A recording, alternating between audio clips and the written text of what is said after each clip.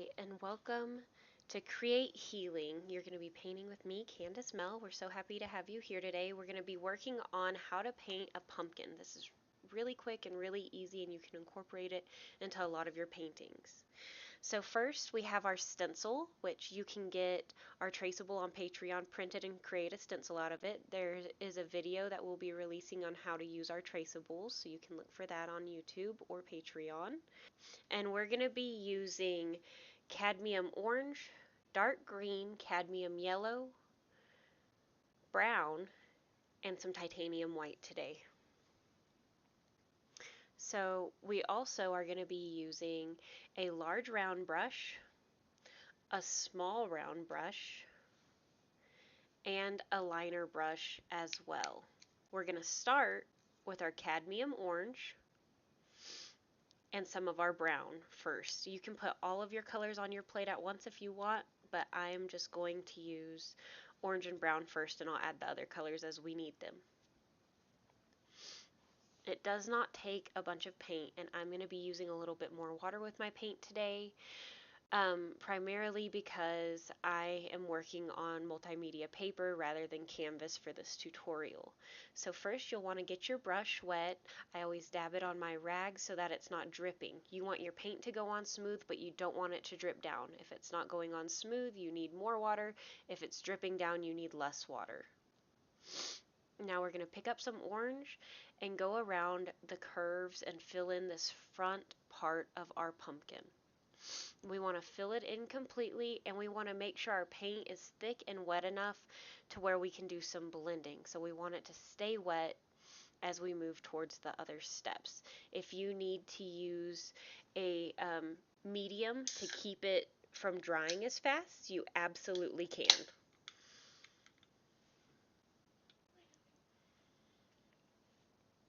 It is important to use brush strokes in a circular manner so that they're the way you're wanting the light kind of to hit your pumpkin. So you want to go and follow the round edges of this pumpkin shape as you're filling in color.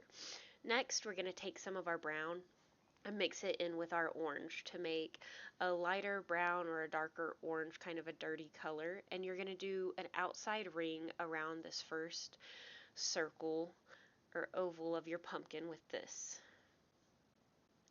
And then after you have this completed, you'll take you can clean your brush if you want. Sometimes it works better if you don't. In this case, I did. I think it was just out of habit though, honestly. You're going to take it though, and you're going to pick up a little bit more regular orange, and you're going to use it to blend that darker, dirtier color all together so it's more like a ridge or a shadow than an outline. And continue to work in those same directions. We're always going circular with this. We never want to go in a different direction. And you'll fill in each of these one at a time, one after another. And we're going to do the same thing for each one, where you just fill it in and you block it in. I'm going to do the equal sides of each other as I go around the pumpkin to kind of make it faster. So I'm going to do this right side, and then I'm going to also do the left side of the pumpkin.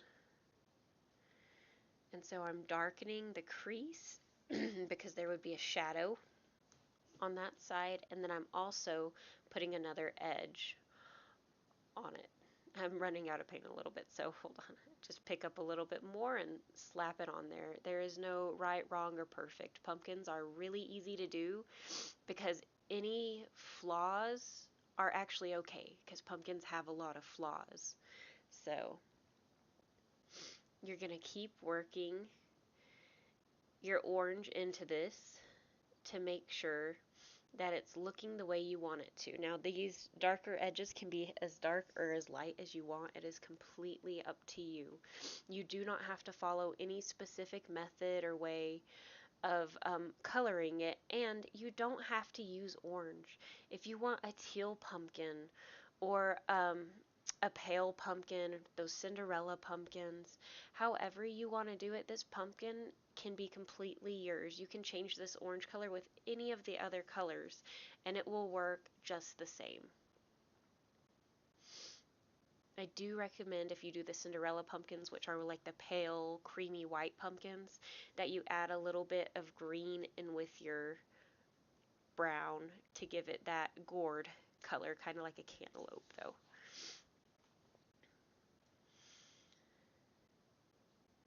So I'm continuing just to get this brown where I'm needing it to be. I'm trying to get it on nice and smooth and to keep it all wet so that we can continue to blend and it'll look good together and not just stick out like a sore thumb. That is the reason why I'm not using the brown straight, is because I don't want it to just stick out almost like a black line. We don't want to do that. We always want to dilute our darker colors slightly so that we can use the dark interest for final details. And same thing with whites. Whenever we're using white, we don't ever want to use pure white um, unless we're doing final details. And when I say final details, I mean like if we're painting people, we want to do it as like the shine on an eye type details. So it's usually one of the very last things we do, because when you use pure black, pure white, or other super deep colors like this dark brown, your attention immediately will go to it in your painting, and it can give a lot. It can make a painting or it can break a painting. So always be careful that unless you're wanting the attention there, that you're diluting that color just a little bit by mixing it with another small color, or I say small, like you can mix white with brown to make it more of a cream, or even yellow depending on what you're working on. With the pumpkins, white with brown is best, I have found. But there are so many different pumpkins, and you can really do whatever you want. You could have a rainbow pumpkin if you wanted to, and it would still look awesome. So I'm just continuing to work on my different ridges and sides, filling in this pumpkin here, trying to make sure it stays looking as deep as I want it to on certain edges and that the color goes in. It's okay if you get smudges under your pumpkin. The best thing about painting, which I feel like it really separates it away from having to draw or other kinds of art, is that you can paint over any problem. I've got a little orange smudge down there, but you know what? I can just paint it over white later and outline it, and it will be fine. Or I can make the pumpkin bigger. Like, there's endless options of what we can do to cover that up.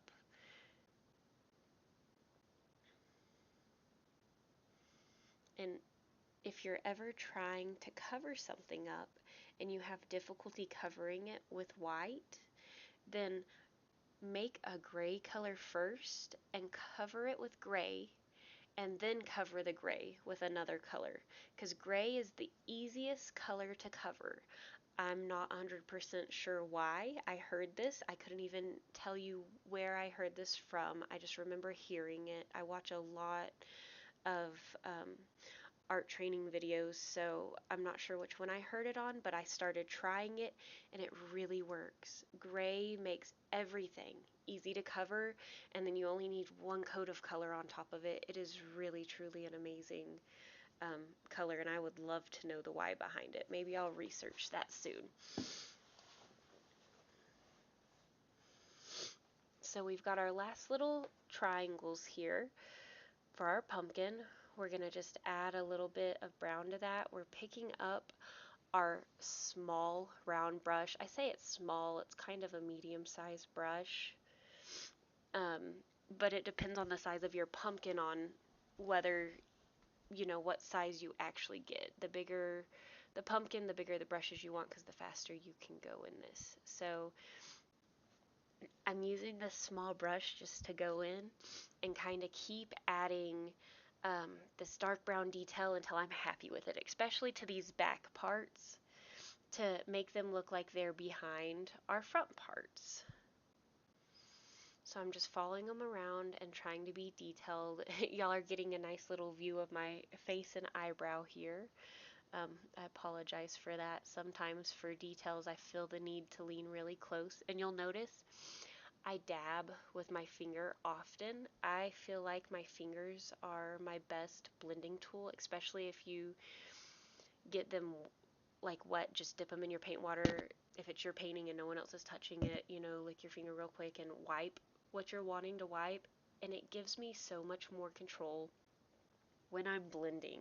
So I do this a lot in my paintings. I know a lot of people who wouldn't even entertain it and think it's just atrocious. So to each their own, but it's always worth it to try something. Now, don't ever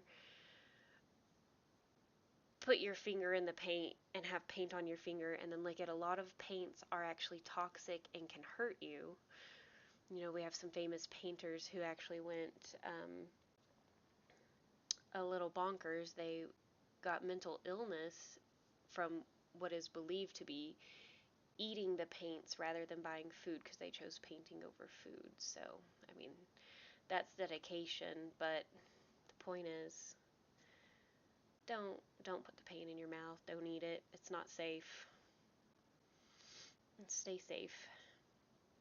So I mixed some yellow and orange together to deepen the yellow so it wasn't just plain yellow. And I'm just throwing in some highlights in all the parts that I want to shine. I'm doing it towards the middle and a line here or there. And you can really be helped with where these lines are because the template that I made has lines kind of indicating where this is. And you can sit there and you can look at it and just put it where you feel is the right place. If you're looking at it and you're like, oh, that makes it look funny, go back over it with orange and put it in a different position. Try again. It's not a big deal.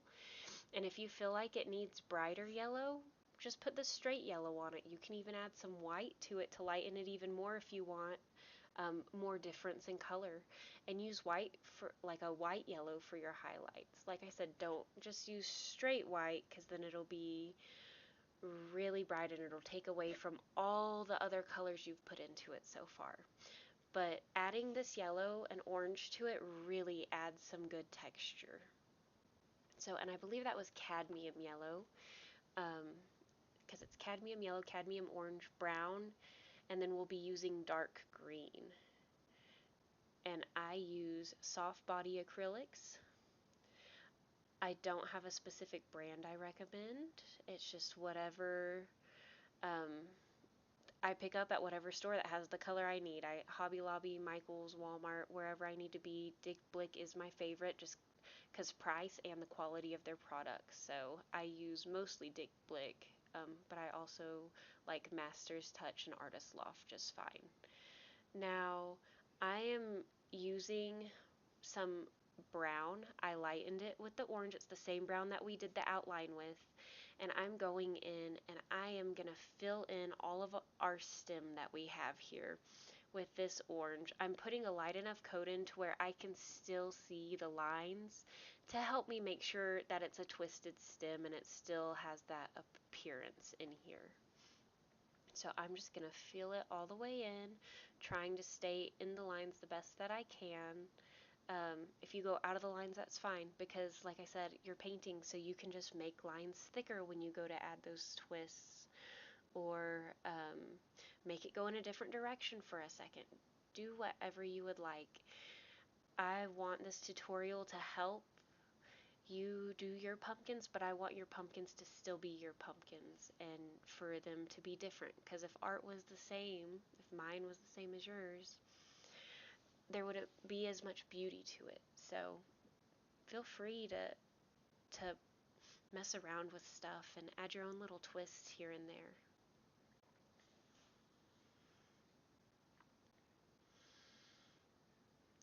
I'm switching over to a liner brush. I need a fine brush so that I can do these lines on this stem to make it look like it is twisted. Now with your liner brush, it is easiest to use if you get your paint looking like ink, like you're picking up ink with an ink pen. You want enough water in it to where it's not dripping, but it looks like ink on it, that you're putting on an ink pen or an ink spill on your palette. So I'm going to mix a little bit of the dark green with it to not be just a super dark, overwhelming brown, and so that it has more natural colors in it too, because a lot of stems do have green on them.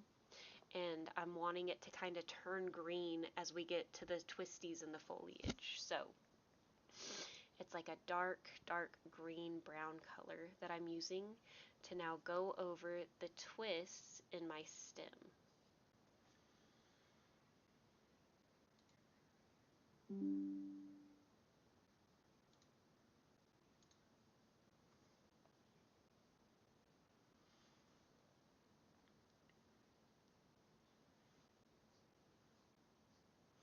And I'm just working my way up and over. I'm needing to pick up some more water and paint on my brush, and if you spin your brush to make a point out of it, you'll get a finer line also. So with more water, your line will continue longer, and if you twist your brush, you'll get more of a point out of your brush. And depending on your liner brush, this could be easy or hard. There are some really short liner brushes where you can't pick up as much paint, where you can't get that point because you can't really twist it. And that's fine. You'll just have more of a blunt look to it, and nothing is wrong with that either. So I'm just continuing to outline and fill in any spots as we get to the top here. You have to kind of fill in some thicker parts with this darker color.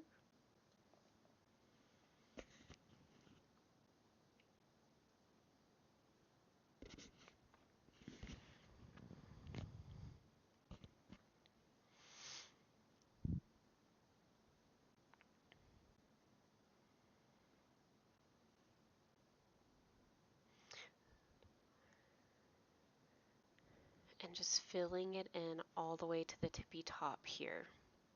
Now, if you're on here because you're getting ready for fall or Thanksgiving and Halloween, we have another video that we just released on a Victorian witch boot painting with a bouquet in it that is absolutely gorgeous. That's perfect for the spooky season. So feel free to find that on our Patreon. We would love to have you on there. Most of our tutorials are available to our free members, so all you have to do is join. It doesn't cost you anything, and you get access to our traceables that you can print out and use as stencils for your paintings. So now I'm picking up I put more green into this green-brown color to where it is more of a true dark green color, and I'm going over our vines now. I'm just doing these loops. It's the same concept. You want super thin wet paint, and you want to roll your brush. It's okay if some of these lines turn out thicker than others because it makes it look more realistic, because the vines, when they're twisting and the way they look and sit, can be thicker in some parts than others. So we're just going to take and follow it all the way around until we meet with our stem. And then we're going to go off of our stem to make our other ones. We want to kind of follow our stem up as we do it though, so it doesn't look like just a blunt stop and a start. You know, kind of like if you're writing in cursive and you stop and start writing again, you can tell that someone picked up their pen, right? So we don't want that kind of break of a look between our stem and our vines because the vine is growing out of it. So it helps sometimes to go along the edge of your stem and then turn it into the vine. On the last one, we'll definitely have to do that because of where it's placed and how it's placed. And if doing these loopties are hard because they're small, make bigger ones. It's fine. It's cool. They don't have to look just like your stencil. The cool thing about the way we do our traceables and stencils are if you are using chalk to do them like we recommend, you can wipe the stencil off. It just comes right off. So if you have stencil left underneath your painting where you did your lines bigger or different, you can just wipe it off and no one will ever know that it was there.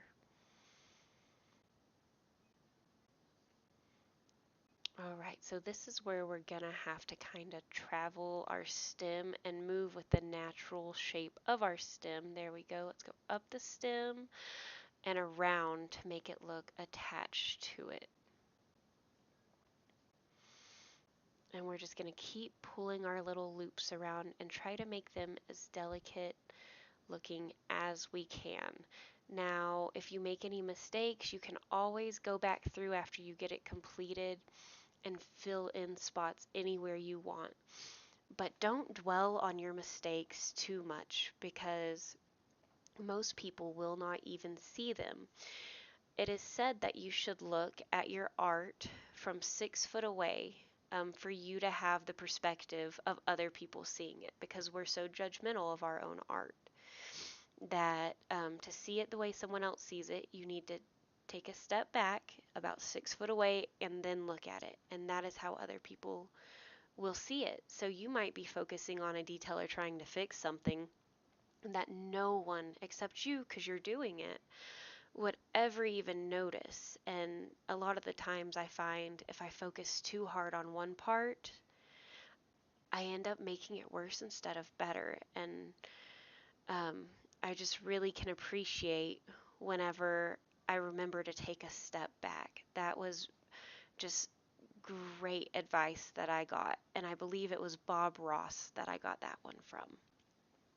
So I just, when I start getting frustrated or stuck or something doesn't look right and I'm like, I just don't understand, I start only seeing that one thing.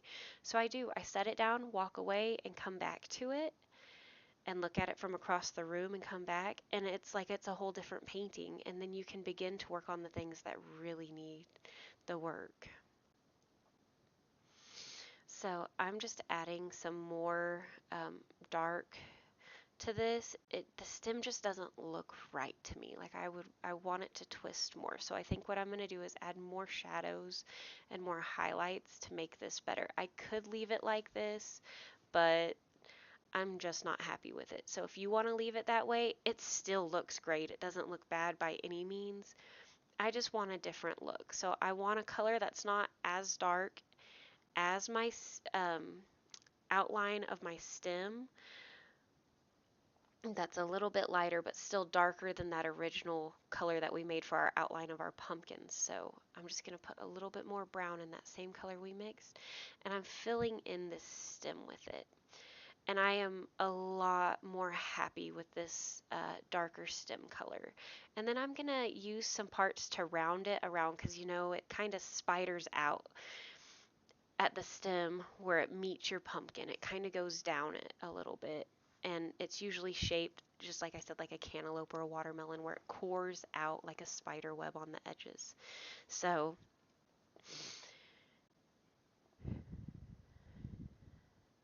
then I'm going to pick up some yellow and put it in that brown because I'm wanting to make like a paler, lighter color for the highlights on this.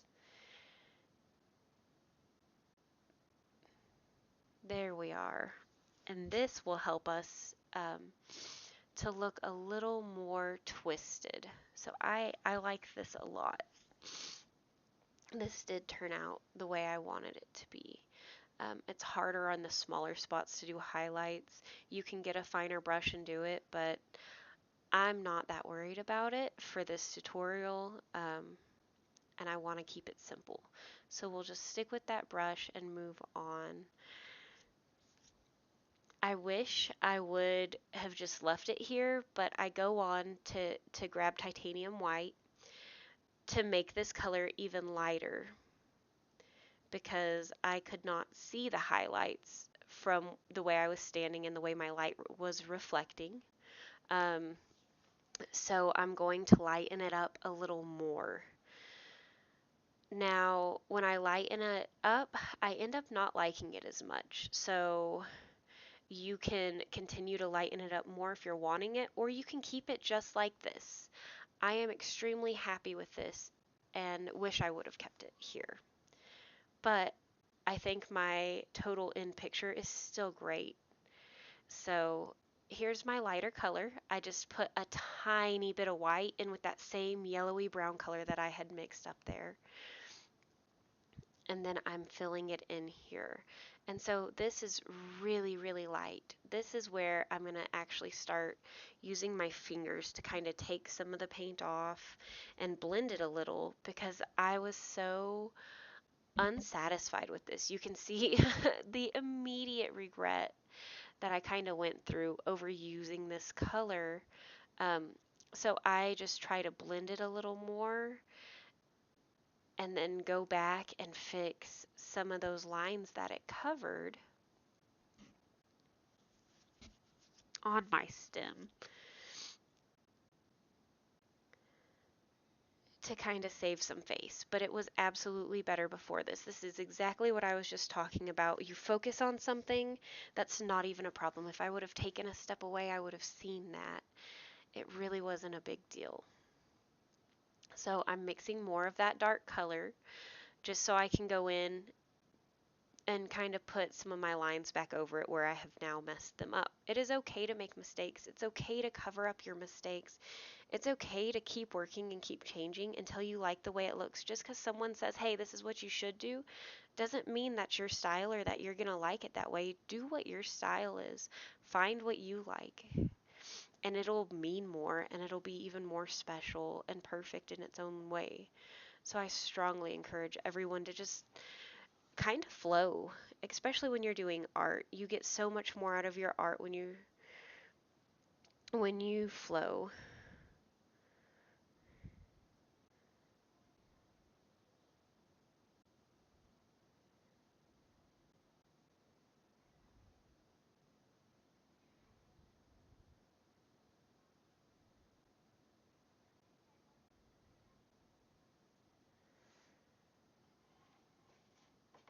So I finally got that relined,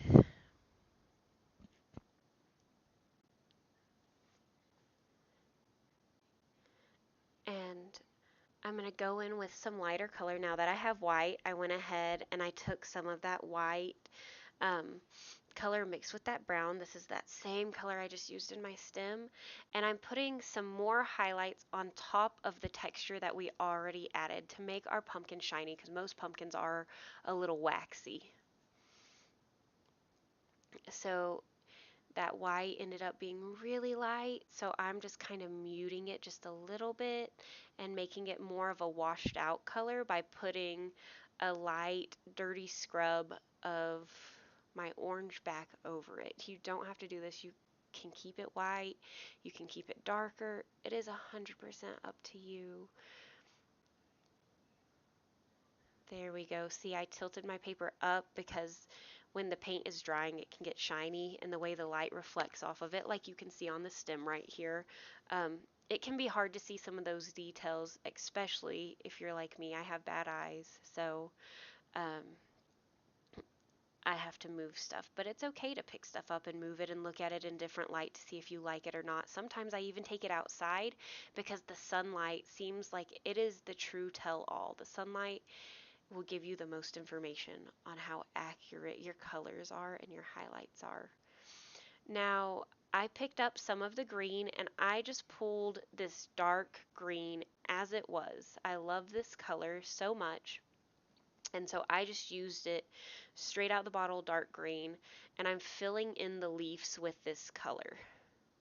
I'm trying to stay as in the line with a round brush as I can. If you need to get a square brush or a liner brush to stay in the line, it will take you a little bit longer, but that is just fine, especially if you're just learning how to make these shapes. I'm a little familiar with moving my brush and how to make it shape the way I want it to, so it's easy to do it with the round brush. I have a lot of paintings that I actually do with one brush because I just find it easier that way, not to nitpick on the brushes. So to each their own on brushes, I feel. But do what works best for you. If you want to learn how to make one brush work for you, do it. Try it. Just keep getting the feel for it. Draw crazy different shapes and figure out how to make strokes meet to make certain shapes and corners and edges to where it's a round brush but it can make a sharp point.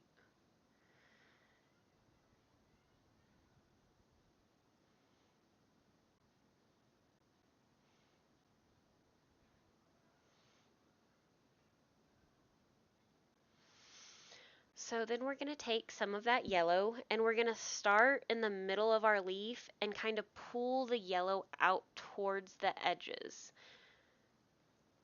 Because most leaves have multiple colors in them, or they're changing colors and what have you. I've yet to see just a plain, straight, single tone, shade, hue, any of it of green. Like there's always something else mixed with it. So I really love the look of the yellow. We're going to keep it more simple with this and only really put the yellow on it and drag it out. If you wanted to, you could add another layer of even brighter yellow and drag that out randomly throughout it too. You could add some brown to the leaves. You can, in some fall leaves, you can add reds or oranges to them also to make them more realistic or like they've been plucked from the vine. But then we're going to take a dark brown color. It's still a dark brown mixed with green color. It's almost the same color we used on the other parts of the pumpkin. And we're going to put our veins into our leaves. Again, the traceable has these veins where we recommend you put them, but you can put them however you feel is best.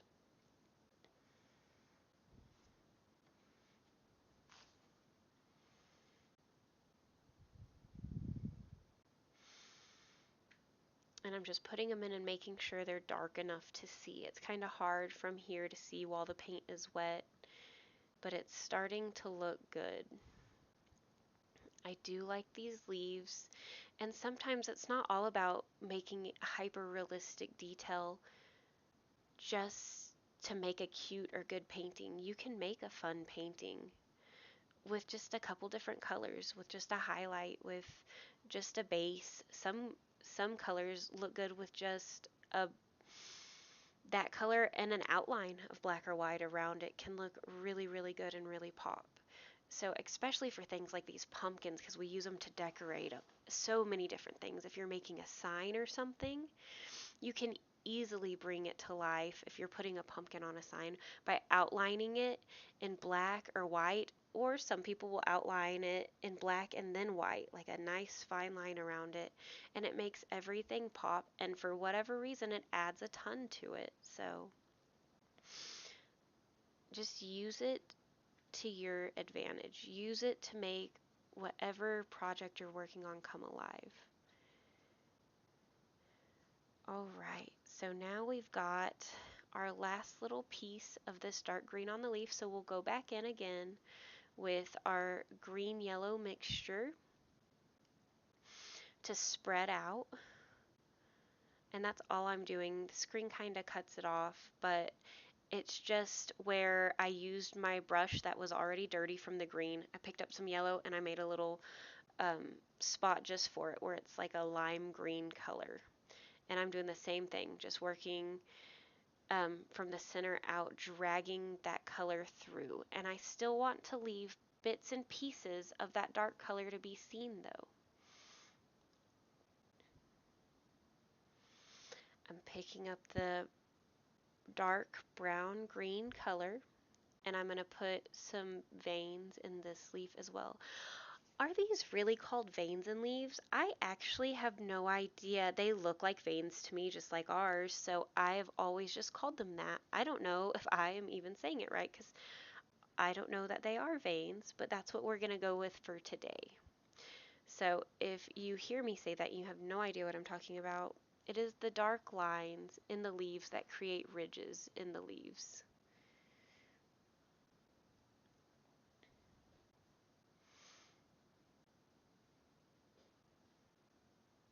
And we'll continue to work. And this is the point where you step back and look at this pumpkin and change anything you want, add anything you want. If you want to add some little white asterisks or stars around it to make it look like it's enchanted or sparkling, go ahead.